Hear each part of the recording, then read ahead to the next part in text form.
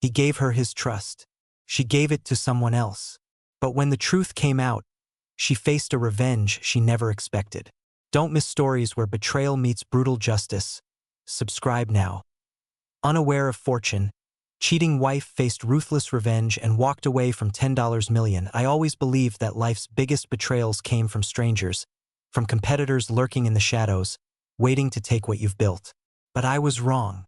The deepest cuts come from those closest to you, the ones you trust without question. It all started on an ordinary Tuesday afternoon. I was in my office, drowning in contracts and negotiations, trying to close a multi-million-dollar deal. The room was quiet, save for the soft hum of my laptop and the occasional creak of my chair. Business had been good, better than good. Years of hard work had brought me close to securing my future, building something that would last beyond me. Then my phone buzzed. Once, twice, 3 times. I ignored it at first, too focused on numbers and percentages. But when it rang a 4th time, curiosity got the better of me. I picked it up, expecting a sales rep or some minor emergency. Instead, I heard a voice that would flip my entire world upside down. "You better tell her to stop playing games, or it's going to end badly," the man said, his tone sharp and filled with anger. I froze. "Who is this?" I asked, already feeling tension crawl up my spine. The man hesitated, then his voice softened, confused. "Wait, this isn't Jack, is it?" "No, it's not." "Who are you?" My grip tightened on the phone. "And who exactly are you talking about?" Another pause, this time longer, more deliberate. "I've said enough," he muttered, and then the line went dead. I stared at the screen, my heart hammering. Not in fear, but with cold calculation. The man hadn't said her name, but I didn't need him to. I knew my wife. The woman I had loved, trusted, and built a life with for 25 years. But I wasn't a man who acted on impulse. I didn't throw accusations like darts. My entire career had been built on strategy and patience. If something was happening behind my back, I wasn't about to blow my cover and let it slip away. I needed proof. Solid, undeniable proof. I leaned back in my chair, staring at the phone in my hand. The name Jack echoed in my mind. Who was he? What did he have to do with my wife? And more importantly, how long had this been going on? I didn't want to believe it. Every part of me wanted to dismiss it as a misunderstanding. But the gut feeling I had couldn't be ignored. I grabbed my jacket, walked out of my office, and told my assistant I had an emergency. It wasn't a lie, not really. My life was about to change forever, and I wasn't about to let it happen without knowing the full story. When I got home, the house was quiet. Too quiet.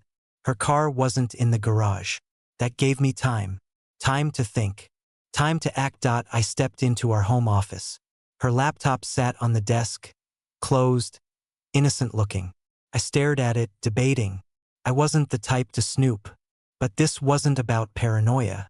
This was about truth. And the truth, as I was beginning to suspect, was hiding in plain sight. Opening the laptop felt like crossing a line I never thought I would. But once I crossed it, there was no turning back. Emails. Nothing out of place. No secret messages, no strange contacts. Her inbox was clean, too clean. But when I opened her calendar, the cracks began to show. Every Thursday, for the last 3 months, she was busy. Meetings, errands, doctor's appointments. Always a 3-hour window. Always on Thursdays. I never questioned it before. She was organized, always managing her time well. But now, the pattern felt suspicious. I pulled out my phone, my hand steady despite the fire burning beneath my skin. I called her, forcing my voice to sound casual. "Hey, just wondering, what time are you getting home?" I asked. She was calm, too calm. "Oh, I'm just wrapping up with Linda. I'll be home in an hour." "Why?" Linda. The name hit me like a hammer. Linda was an old neighbor, someone she hadn't seen in months. The casual tone in her voice felt off. Rehearsed. I smiled to myself, though it was anything but warm. "No reason," I replied. "Just thought we could have dinner." "Sounds good," she said cheerfully. "I'll see you soon." And just like that, the call ended. I stared at my phone. thinking, wondering, plotting. I opened our location sharing app, something we'd set up years ago for safety. I hadn't used it in forever, but today, it was my trump card. She wasn't anywhere near Linda. In fact, she wasn't even in the same part of the city. The smile on my face turned cold. I wasn't happy, but I was onto something. And once I was onto something, I never let go. That night, dinner was normal. Painfully normal. She walked in an hour after our call, smiling, kissing me on the cheek like she hadn't just lied through her teeth. She laughed, joked, suggested we order takeout. I played along. I smiled. I laughed. I acted like I hadn't already caught her in a lie. But inside, I was already planning my next move. I wasn't going to confront her. Not yet. Patience. That was my strength. Patience and precision. And if she thought she could outplay me, she was in for a brutal awakening. The next morning, I woke up with a clear mind and a sharper focus than I'd had in years. This wasn't just a problem. It was a challenge, a puzzle, and I intended to solve it piece by piece until the full picture was undeniable. I wasn't the type to explode in anger or confront without proof. That wasn't how I built my business empire, and it wasn't how I would dismantle this betrayal. I needed certainty, facts, and I knew exactly where to start. I made one call that morning. John, an old friend, loyal and discreet, and more importantly, a private investigator. He owed me a favor, but I didn't call in debts lightly. Still, when I explained what I needed, his tone turned serious. "You sure about this?" he asked. I didn't hesitate. "I need to know. Follow her. Discreetly. Just on Thursdays. Find out where she's going. Who she's meeting. And bring me the truth." He paused but didn't argue. "I'll start next week. You'll have everything by Friday." That was all I needed to hear. The days that followed were slow, each one dragging by as I played the part of the clueless husband. I came home smiling, asking about her day, pretending that nothing had changed, and she played her role just as well. Laughing, chatting, moving through the motions of our marriage like it was any other week. If there was guilt, she hid it well. But it wasn't guilt that gave people away, it was arrogance. The belief that their lies were working, that their secrets were safe. I knew better. The tighter someone holds a lie, the harder they fall when it slips through their fingers. Thursday arrived faster than I expected. The day she was supposed to be busy, running errands or catching up with old friends. But I knew better now. John would be tailing her, and by the end of the day, I'd know exactly what game she was playing. I kissed her goodbye that morning, smiled like nothing was wrong, and waited. The hours crawled. I buried myself in work, but my mind kept drifting back to John. To the truth I was about to uncover. By late afternoon, my phone buzzed. A message from John. Simple. Direct. "Meet me at the park near your house. 6 p.m. We need to talk." My stomach clenched, but my expression didn't change. I left the office early, telling my assistant I had an unexpected meeting. Not a lie, not really. Just not the full truth. As I drove to the park, my thoughts raced. What had John seen? What was I about to hear? John was already there when I arrived, leaning against his car, his face serious. The look in his eyes told me everything before he even spoke. Still, I asked. I needed to hear it. "Tell me." He didn't waste time. "She's seeing someone. I followed her this morning. She didn't go where she said she'd be. She drove across town to a hotel. Met a guy in the parking lot. I've got photos." I felt a sharp pang, not of shock, but of confirmation. My gut had been right all along. John handed me his phone. I swiped through the images one by one. There she was, smiling, laughing, walking towards a man I didn't recognize. Younger, taller, confident. He held the door open for her like a gentleman, like a lover, and she walked inside with him, oblivious to the camera lens capturing every step. I stared at the photos longer than I needed to. Not because I doubted them, but because I wanted to feel the weight of it. The betrayal, the lie, and the challenge it presented. "How long?" I asked, my voice cold and controlled. John hesitated. "I don't know. But it's not new. They were comfortable. This wasn't a first meeting. I nodded slowly, absorbing it all, letting the truth settle deep into my bones. But I wasn't ready to confront her. Not yet. I needed more. I needed to know everything. Keep following her, I said. I want to know where she goes, who he is, how long this has been going on.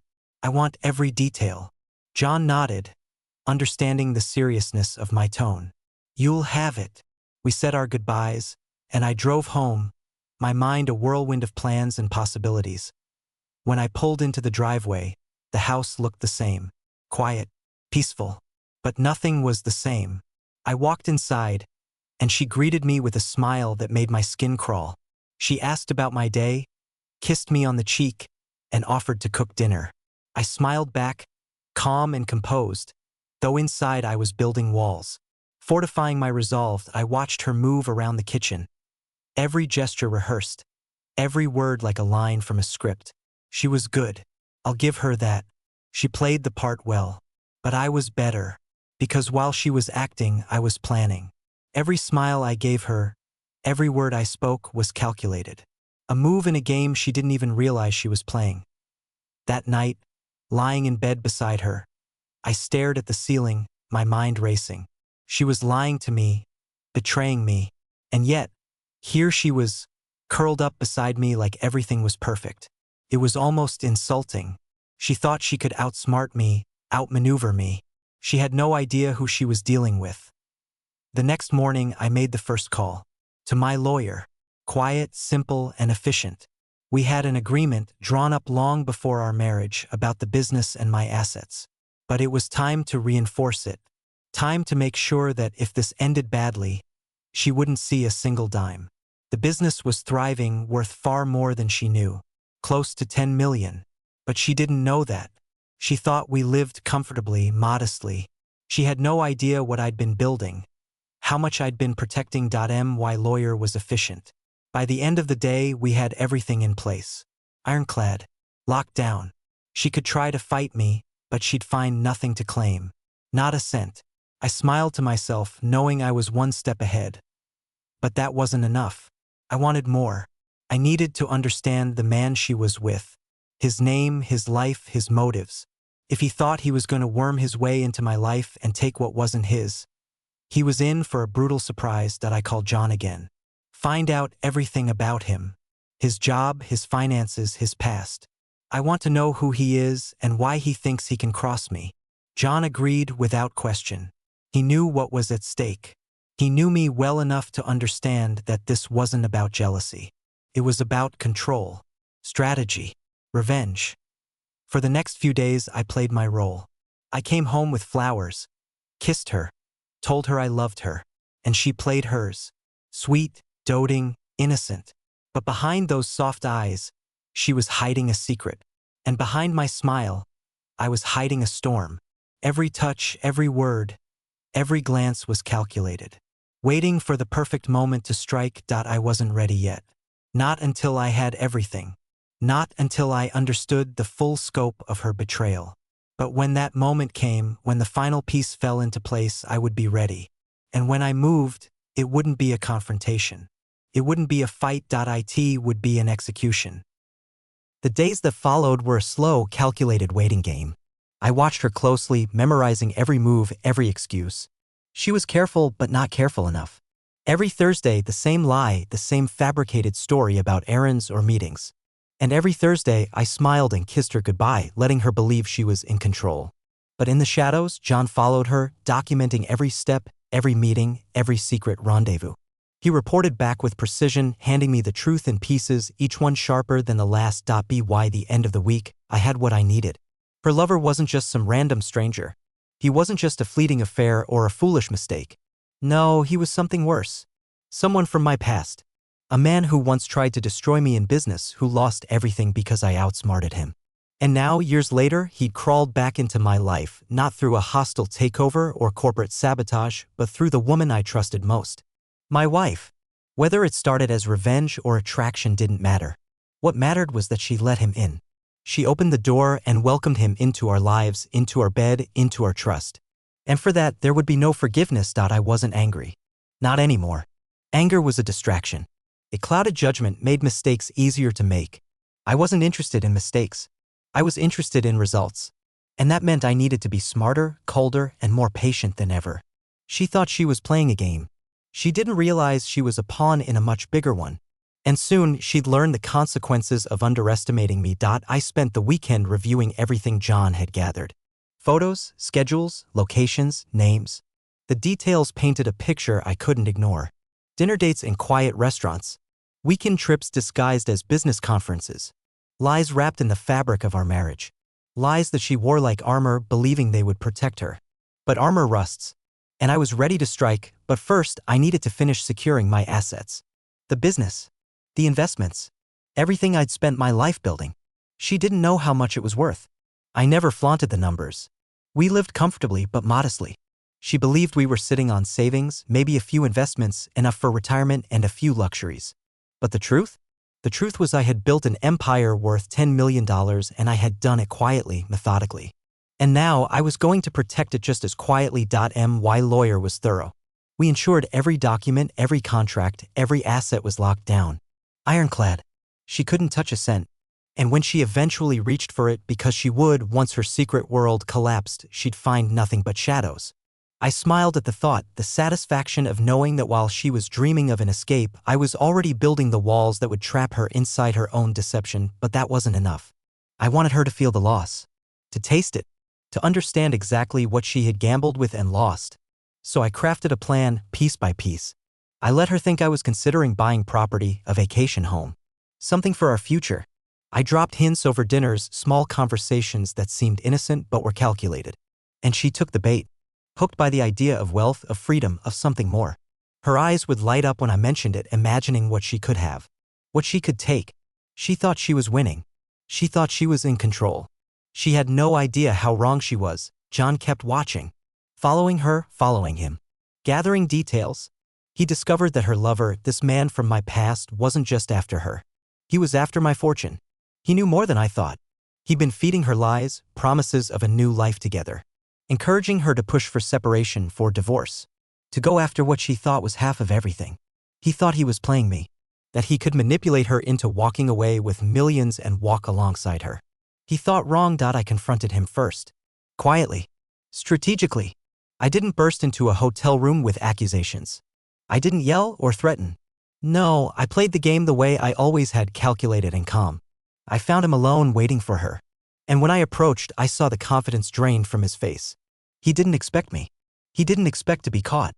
And he definitely didn't expect me to already know everything. We spoke. I laid out the truth. How I knew about every meeting, every hotel, every lie. I told him what he already feared, that I had locked down every cent. That Karen, my wife, would walk away with nothing. That whatever promises he had made to her were built on lies and empty air. His face paled. His confidence crumbled. He stammered and lied, but it didn't matter. I wasn't there for explanations. I was there for results, and I got them. I told him to end it. To walk away. To disappear from our lives. To leave her to face the consequences of her own choices. If he tried to fight me, I would crush him. Financially. Professionally. Personally. I would burn everything he had to ashes and watch him beg for mercy. He knew I wasn't bluffing. He agreed. And just like that, the first domino fell, but Karen wasn't done yet. She didn't know what was coming. She still believed she had time, options, control. She didn't know that her lover had already folded. That he'd already walked away. That the fortress she thought she was building was already crumbling beneath her feet. I watched her that night. Watched her smile. Watched her laugh. Watched her lie. She thought she was safe. She thought her secret was secure. She thought she had time. But she didn't. Time was running out and she had no idea. I waited. Patiently. I didn't rush. I didn't push. I let her come to me. I let her lie, let her spin her stories.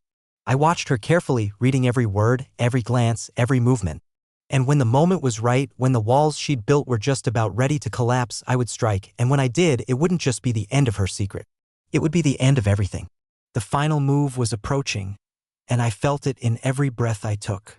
The trap was set, every piece in place. Karen thought she had time, thought she had control, but every step she took brought her closer to the edge. And she didn't even realize it. After confronting her lover, I waited. I waited for the panic to creep in. I waited for the moment when she'd realize something had changed. That the man she thought would be her escape had abandoned her. She just didn't know it yet. I wanted her to feel it, to taste the loss before I delivered the final blow. It didn't take long. The first cracks appeared quickly. She was restless, distracted. She stared at her phone more often, checking messages that never came. She'd slip away into another room, pretending to make casual calls, but the tension in her voice gave her away. She was already losing control, but she still smiled, still kissed me goodnight, still played her role as the loyal, devoted wife. She thought she could manage it, that she could fix it, but I could see the panic in her eyes, hidden behind her practiced mask. She was crumbling. She just didn't know how far she would fall. That Friday morning, her world began to unravel completely. She woke up to messages from him, her lover. Messages I had arranged. I didn't threaten him. I didn't need to. All it took was a few words, a suggestion that I knew everything, that he wasn't as safe as he thought. And he folded. He didn't just end it, he disappeared. Blocked her. Ghosted her. And the fear in her eyes that morning was worth every second of patience I had invested. That I watched her read those messages. Her face pale, her hands trembling. I didn't say a word. I sipped my coffee and watched her try to hold herself together. She looked up, forcing a smile that didn't reach her eyes. "Morning," she said lightly, her voice too bright, too controlled. "Big plans today?" I smiled back, calm and composed. "I thought we could take a drive. Go somewhere we haven't been in a while." She hesitated, her eyes flickering to her phone, to the unanswered messages burning in her hand. But she nodded. "Sure, that sounds nice." She spent the morning preparing, pretending everything was normal. But I could see the fear lurking beneath the surface. She didn't know if I knew. She didn't know what I suspected. And the not knowing was tearing her apart. That was exactly how I wanted it. The drive was quiet at first, filled with small talk and forced smiles. I watched her carefully, studied her every reaction. She was nervous, tense, waiting for a question I wouldn't ask. Not yet. I wasn't ready to confront her. Not until she was fully trapped. Not until I could watch her face as she realized just how deep she had sunk. I started small, feeding her bits of the future she thought she wanted. I talked about the business, about how well things were going, about investments, about the possibility of buying property, a vacation home, something new, something exciting. Her eyes lit up, just for a moment. I could see her calculating, trying to understand what I was really saying. She thought I was opening a door for her. She thought I was giving her an opportunity. She was already planning, already dreaming, and she didn't even realize the door was about to slam shut in her face. That night, while she was in the shower, I took the final steps. I called my lawyer. Everything was secured. The assets, the business. Every dollar she thought she could claim had been locked away, beyond her reach. The paperwork was final. There was nothing left for her. Nothing she could take. She just didn't know it yet. I also called John. I wanted every detail about her finances. If she was moving money, planning an escape, I wanted to know. I wanted to see it all unravel in real time. I wanted to watch her realize she had nothing. The next few days were a waiting game. I let her play her part, let her smile, let her pretend. I watched her check her phone, waiting for messages that would never come. I watched her glance at me, studying me, wondering if I suspected anything. And I gave her nothing. No hints, no clues. I was patient. I was calm. I was in control. Thursday came, and she slipped out of the house like always. She wore a dress that was too much for a simple dinner with friends, but I said nothing. I kissed her goodbye, told her to have fun, and watched her walk out the door. And then I followed. I watched her drive across town, to the same hotel, the same lie. But tonight was different. Tonight, there was no one waiting for her. Tonight, her world would come crashing down. She parked, sat in her car for a long time, checking her phone, waiting for someone who wasn't coming. I sat across the street, watching, silent. She waited for over an hour, her confidence breaking down with every passing minute. And then she drove home, alone, confused, terrified, and still she said nothing. That night I watched her closely. She tried to act normal, but the mask was slipping. Her smiles were forced. Her words were hollow. She was spiraling. I could feel it. The next morning I made my final move. I left an envelope on the kitchen counter, placed just where she'd find it. Inside was a single sheet of paper. A simple message: "We need to talk." She found it as she made coffee, her hand freezing over the cup. I watched her, silent, letting the fear settle deep into her bones. She turned to me, trying to smile. "What's this?" she asked, her voice too light. I shrugged. "Just something we need to discuss later." I watched her wrestle with the uncertainty, watched her try to hold on to the lie. But she was slipping, fast. That evening we sat in the living room. The tension was heavy, thick enough to cut through. She tried to start small, to pretend everything was fine. But I wasn't playing that game anymore. I placed the envelope on the table, slid it towards her. "Open it," I said simply. She hesitated, but she opened it. Her hands trembled as she unfolded the paper. Her eyes scanned the words, and I saw the moment she understood. The photos, the reports, the meetings, every secret, every lie captured and laid bare. She looked up, her face pale. Her mouth opened, but no words came out. "I know," I said calmly. "I've known for weeks." Silence stretched between us, heavy and suffocating. She swallowed hard, her hands clutching the paper like it could somehow protect her. "I can explain," she whispered, but the words were empty. "There's nothing to explain," I replied. "I know everything. Where you went, who you met, what you did." Her mask shattered then, completely. Tears welled up in her eyes, but I felt nothing. No sympathy, no pity, only cold satisfaction. "It wasn't supposed to be like this," she said, her voice breaking. I nodded slowly. "You're right, it wasn't." And then I stood, towering over her. "You thought you were playing me, but you lost. Everything. The business. The money. It's all locked away. You won't see a cent." She gasped, her eyes wide with disbelief. "You can't do that."